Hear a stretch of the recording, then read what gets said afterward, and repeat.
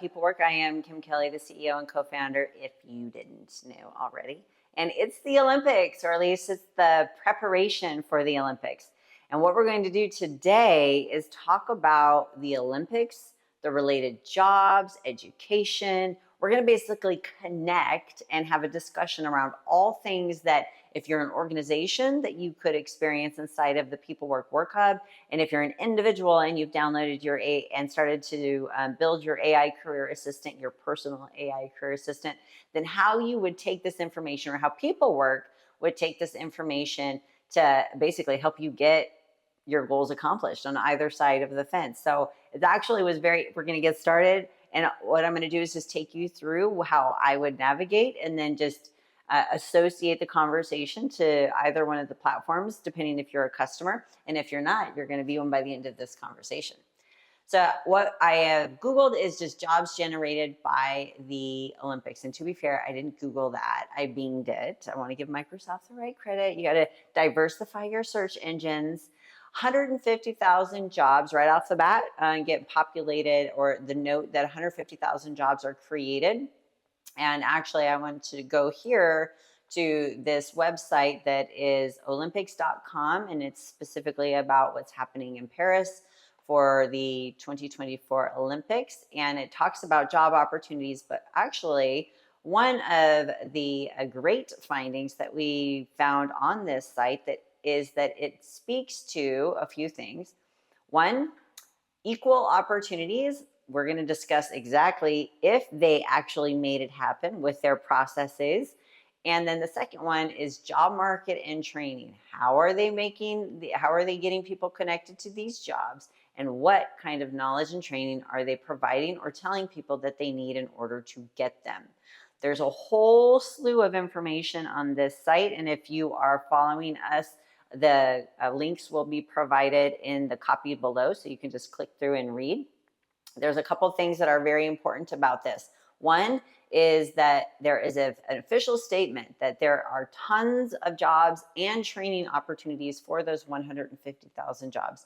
So if you're in Paris and you want a job, you will definitely be able to have all of the opportunity to get one. Or will you? That's what we're going to find out. The other part to this interesting, the way that the website is designed, is that it actually reinforces so many great things about how the whole working world is changing. Hey, we have a skills map that's associated to jobs. Here is what that skills document looks like. Of course, I don't have translator on, but it's all in French, and you can definitely read it. But if you're in the United States and you're like, how does this apply to me? Well, the most important thing is that you should be looking for this type of skills association. So if you are an organization and you're in our work hub, we're already going to make those skills associations for you through your job profiles. And if you're an individual and you've downloaded and created your AI career assistant, then we're going to start to make those skills recommendations based on some information that you tell us. So skills all over the place. I love it. The other part to this is that it actually talks about how to develop and get the knowledge that you need outside of hey, you just have to go to college. Now they say it, but did they do it? We're going to read into some job descriptions to find out if what they've said here was basically saying, you don't need to have a degree, you don't need to have some formal university education. And we are going to just say, if you raise your hand and you really want a job, some magic way, you're just going to get it. And we're going to give you the training to be able to do it. Great in terms of saying it. Did they do it? The other part to this positioning that the Olympics is making is that, hey, they recognize the value of a sustainable economy. And sustainable economies happen through job and income continuity. And they basically reinforce that kind of message, that that's what they would like to have. And of course, these are some of their sponsors. Now, did they do it is the question.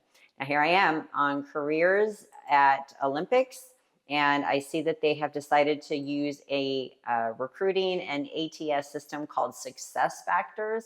That is a very old system. And now I clicked on their job board, and I see within their job boards are just public job statements with a whole bunch of documents.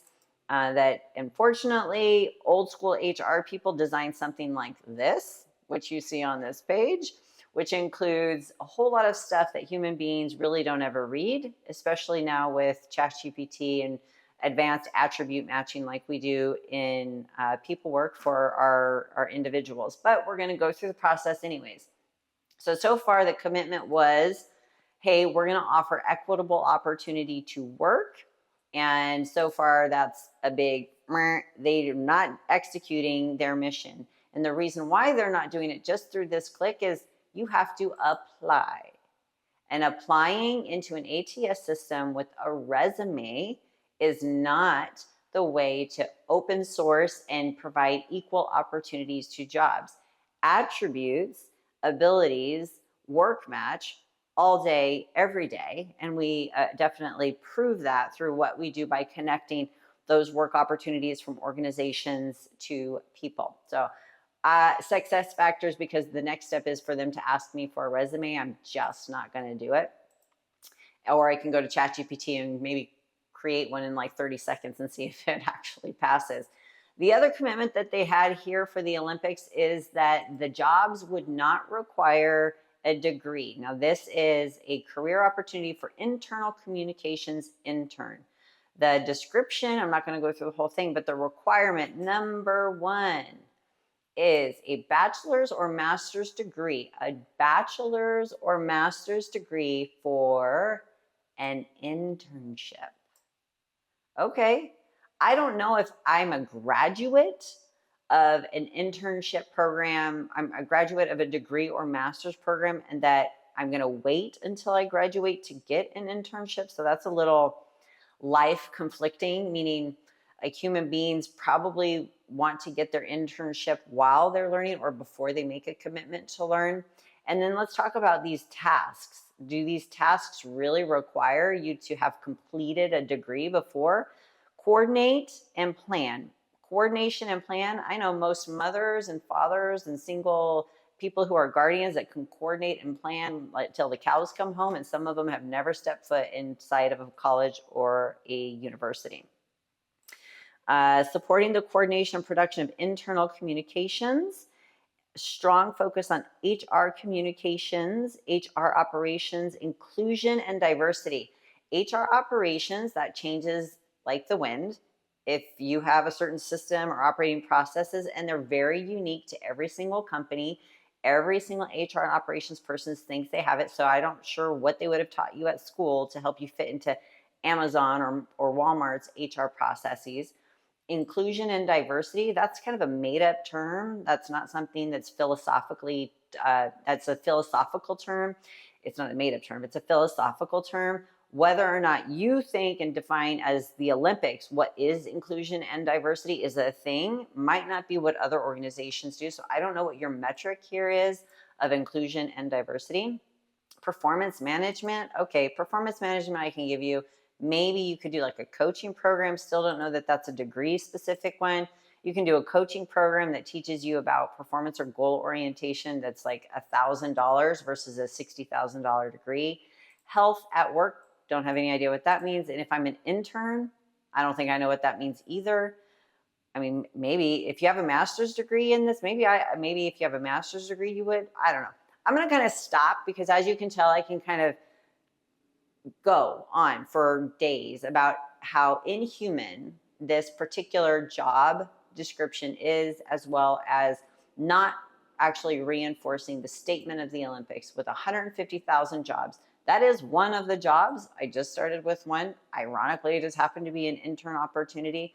Now, if I'm going to go through this entire process, I would love to be surprised that I wasn't asked questions about my race, background, education for you to opt me out instead of actually using something, of course, like pepelwerk to help meet people where they are for their attitude, attributes, abilities, and work fit. So this is pretty interesting. Olympics are coming. That's lovely. Olympics brings jobs and economic health.